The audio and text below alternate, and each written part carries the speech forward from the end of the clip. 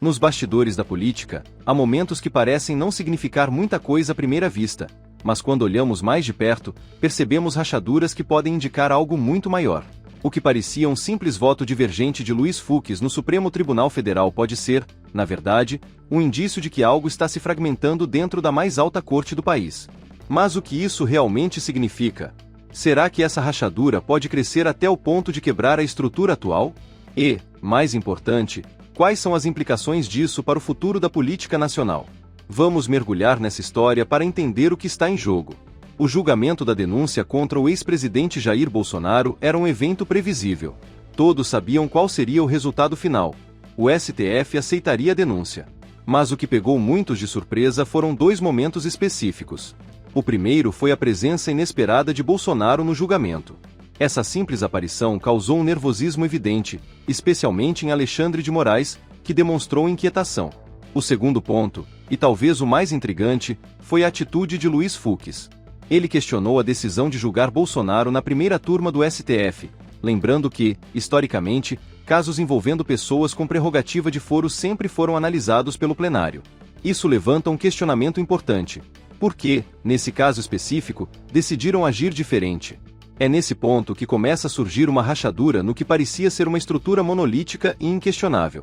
Até agora, a postura do STF parecia ser uma só: seguir adiante sem contestação, sem questionamentos, sem desvios. Alexandre de Moraes se consolidou como uma figura central dentro dessa estrutura, sendo visto como um salvador da democracia por muitos. Ninguém ousava discordar publicamente dele. Mas Fux fez exatamente isso. E não se trata de um gesto simbólico ou isolado. A discordância de Fux, mesmo que em um ponto aparentemente técnico, mostra que há ministros dentro do STF que estão começando a se sentir desconfortáveis com a forma como as coisas estão sendo conduzidas. Isso significa que Fux está do lado de Bolsonaro? Não. De maneira alguma.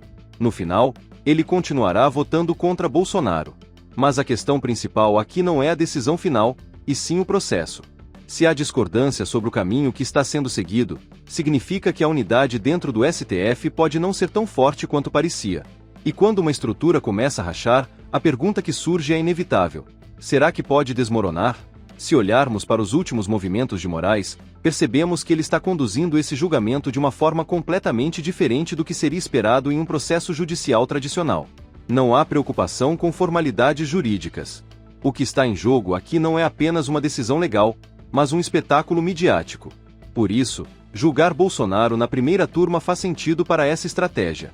Dessa forma, Moraes garante um resultado unânime, permitindo que manchetes sejam espalhadas dizendo que Bolsonaro se tornou réu por unanimidade.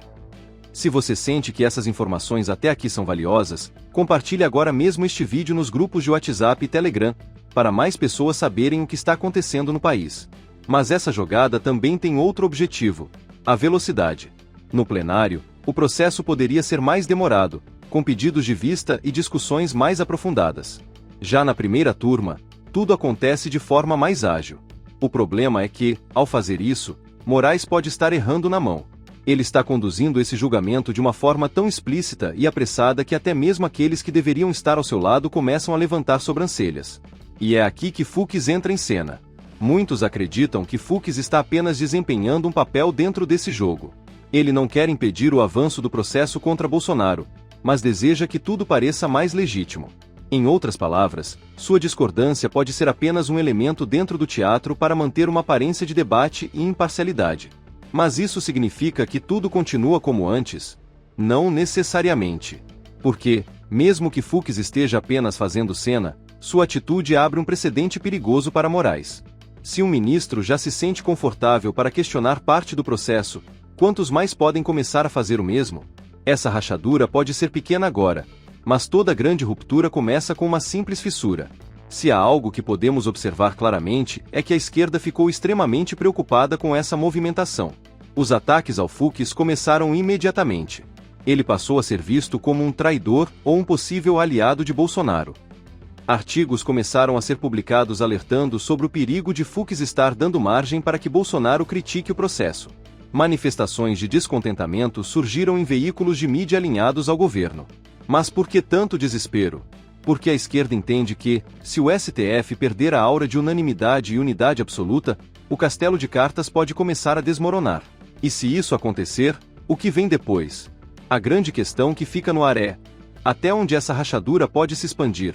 Será que o STF continuará funcionando como um bloco coeso ou começaremos a ver cada vez mais ministros questionando as decisões de Moraes?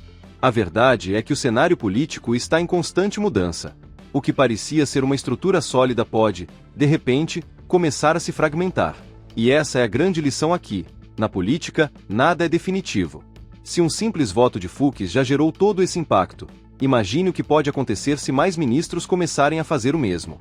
A história está sendo escrita diante dos nossos olhos. Se você chegou até aqui, significa que você está atento ao que realmente importa.